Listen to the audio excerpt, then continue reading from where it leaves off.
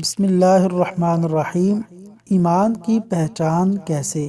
سیدنا ابو امامہ رضی اللہ عنہ بیان کرتے ہیں کہ کسی آدمی نے رسول اللہ صلی اللہ علیہ وسلم سے پوچھا، ایمان کیا ہے؟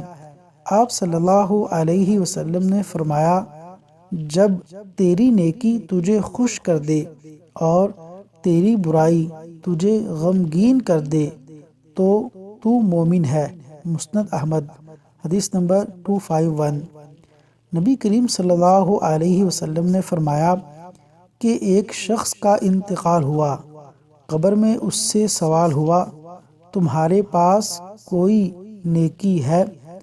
اس نے کہا کہ میں لوگوں سے خرید و فروخت کرتا تھا، اور جب کسی پر میرا قرض ہوتا تو میں مالداروں کو مہلت دیا کرتا تھا اور تنگ دستوں کو قرض کو معاف کر دیا کرتا تھا۔ اس بات پر اس کی بخشش ہو گئی۔ صحیح بخاری، حدیث نمبر 2391۔ اللہ تعالی عمل کرنے کی توفیق عطا فرمائے۔